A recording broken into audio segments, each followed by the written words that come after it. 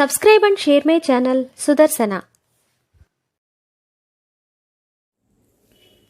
ఓం శ్రీ దత్తాత్రేయాయ నమః. శ్రీ గురుభ్యో నమః. దత్తాత్రేయుని అనుగ్రహ లీలలు. దత్తాత్రేయ స్వామి తనను ఆశ్రయించిన వారిని ఎట్లు అనుగ్రహించారో తెలుసుకుందాం. కార్తవీర్యార్జునుని చరిత్ర. త్రేతాయుగ ప్రారంభంలో మాహిష్మతిపుర రాజధానిలో హైహయ వంశస్థుడైన కృతవీర్యుడను రాజు పాలిస్తున్నాడు. అతను సద్గుణ సంపన్నుడు, వీరుడు, సత్యవాది, ధార్మికుడు. అతని భార్య శీలధారాదేవి. వారికి కలిగిన సంతానం అల్పాయుష్కులై పుట్టిన వెంటనే చనిపోతున్నారు. రాజ్యపాలనకు వారసుడు లేడని పుత్రుల కొరకు ఎన్నో నోములు యాగాలు చేశారు. ఒక రోజున శీలధారాదేవి బ్రహ్మర్షి అయిన యాజ్ఞవల్కుని ఆశ్రమం మీదుగా వెళుతూ మహర్షి సతీమణియగు మైత్రేయిని దర్శించి సందర్భవశంలో తనకు పుత్ర సంతతి లేని బాధను చెప్పుకుంది. మైత్రేయి చెప్పినట్లుగా శీలధారాదేవి భర్తతో కలిసి అనంతవ్రతాన్ని భక్తి శ్రద్ధలతో ఆచరించింది. బృహస్పతి ఆదేశానుసారము కృతవీర్యుడు సూర్యోపాసన కూడా చేశాడు. వారికి కొద్ది కాలానికి పుత్ర సంతతి కలిగింది. కానీ ఆ బాలునికి చొట్టచేతులగుట వారికి విచారం అయ్యింది. ఆ బాలునకు అర్జునుడు అని నామకరణం చేశారు. ఈ బాలుడు కృతవీర్యుని కుమారుడగుట వలన కార్తవీర్యార్జునుడని పిలవసాగారు. కొంతకాలానికి కృతవీర్యుడు మరణించాడు. కార్తవీర్యార్జునుడు జన్మతః హస్తవైకల్యం కలవాడైన మంచి బుద్ధి కుశలత కలవాడగుటచే నేను రాజ్యభారము మోయజాలనని, దుష్ట శిక్షణకు శిష్టరక్షణకు భుజబలము కావలను కనుక తపస్సు చేసి శక్తులను సంపాదించిన తరువాత వచ్చి రాజ్య పరిపాలన చేస్తానని చెప్పాడు. గర్గమహర్షి నీ కోరికలు తీరుటకు దత్తాత్రేయుని ఆశ్రయించమని అర్జునునకు చెప్పాడు. దత్తుడు ముందుగా పరీక్షించునని, జాగ్రత్తగా మెలగవలనని, ఇప్పుడు దత్తుడు సహ్యాద్రి గుహలయందు ఉన్నాడని వెళ్ళి ఆశ్రయించమని గర్గముని చెప్పాడు. కార్తవీర్యార్జునునకు నమ్మకం కలగడానికి దేవేంద్రుడు దత్తప్రభు అనుగ్రహంతో జంభాసురుని సంహరించిన కథ గర్గముని చెప్పాడు. జంభాసుర వధ. పూర్వము జంభాసురుడనే రాక్షసుడు ఘోర తపస్సుచే వరాల్ని పొందాడు. అతను తన అజేయమైన బలపరాక్రమాలతో స్వర్గంపై దాడి చేశాడు. జంభాసురుని పరాక్రమం ముందు దేవేంద్రుడు నిలవలేకపోయాడు. దేవేంద్రుడు ధైర్యం కోల్పోయి జంభాసురుని ఎదుర్కొనుటకు మార్గం తెలుపమని దేవగురువైన బృహస్పతిని కోరాడు. జంభాసురుడు అజేయమైన బలము కలవాడొకట వలన సహ్యాద్రి పర్వతముపైనున్న త్రిమూర్తి స్వరూపుడైన దత్తాత్రేయ స్వామిని ఆశ్రయించమని బృహస్పతి దేవేంద్రుడికి చెప్పాడు. అపార శక్తులు గల దత్తప్రభువు ముందుగా అనేక పరీక్షలు పెట్టునని, వారి అనుగ్రహము పొందుట అంత తేలిక కాదని కూడా బృహస్పతి దేవేంద్రునకు చెప్పాడు.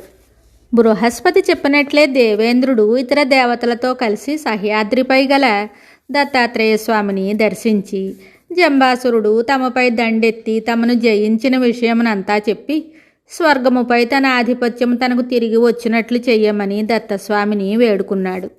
దేవేంద్రుడు దత్తప్రభుని దర్శించిన సమయంలో గంధర్వాంగనలు దత్తుని ముందు నృత్యం చేస్తూ ఉండగా దత్తుడు మధుపానమును చేస్తూ మత్తుడై ఉన్నాడు. దేవేంద్రుని పలుకులు విన్న దత్తుడు నిరాదరణపూర్వకమైన నవ్వుతో మగువ మధ్యములతో మునిగి ఉన్న వానిని కాక ఇతరులనెవరినైనా చూసుకొనుము అని దేవేంద్రుడితో చెప్పాడు. అర్థించిన వారికి భక్తి విశ్వాసములు కలిగించుటకే తాము అట్లు పలుకుచు మాయిచే భ్రమను మాకు కలిగించుచున్నారనియు, తమరు అభయం ఇయ్యనిదే పాదములను వదలనని దత్తప్రభువుకు దేవేంద్రాదులు మొరపెట్టుకున్నారు. దత్తప్రభువు వారి పరిపూర్ణ విశ్వాసాన్ని గమనించి సహాయం చేయడానికి అంగీకరించారు.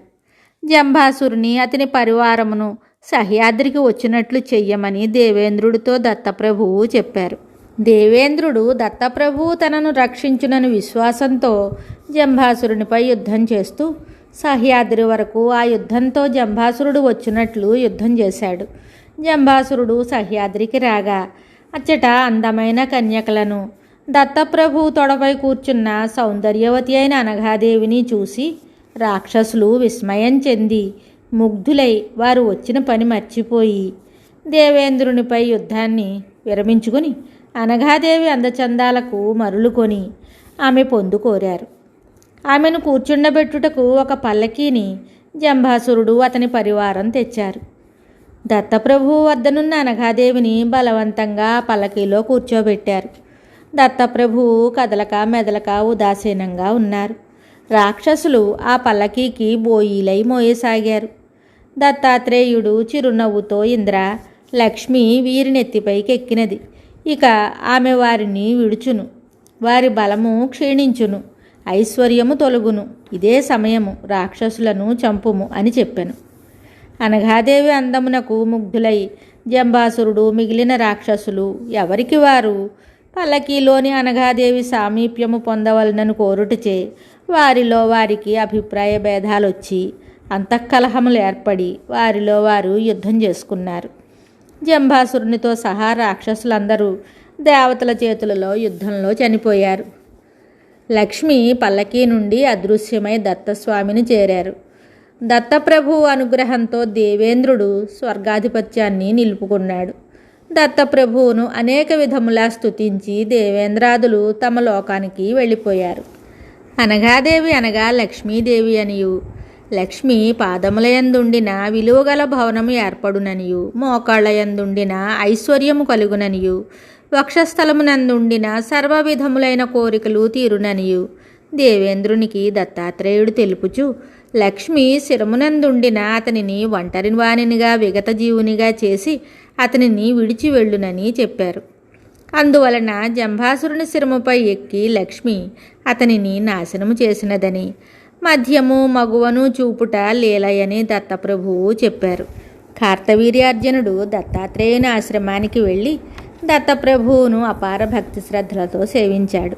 కఠోర పరీక్షలయందు పతితుడు కాక దత్తప్రభుని అనుగ్రహానికి పాత్రుడయ్యాడు. దత్తుని ఉచ్చిష్టాన్ని భుజించాడు. రాత్రి పగలు అనక సేవలు చేశాడు. ఆ సమయమున స్వామి నుండి వచ్చిన అగ్నిచే కార్తవీర్యార్జునుని చేతులు భస్మం అయ్యాయి. రాకుమారా, నా దగ్గరకు ఎందుకు వచ్చావు? ఉన్న చేతులు కూడా ఊడిపోయాయి. నీకు నేను సహాయం చేయజాలను.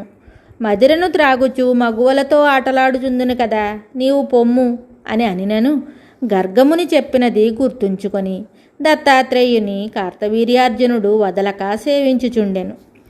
ఒకరోజు దత్తుడు కార్తవీర్యార్జునునికి ప్రసన్నుడై, నీ కోరిక ఏమి అని అడిగాను.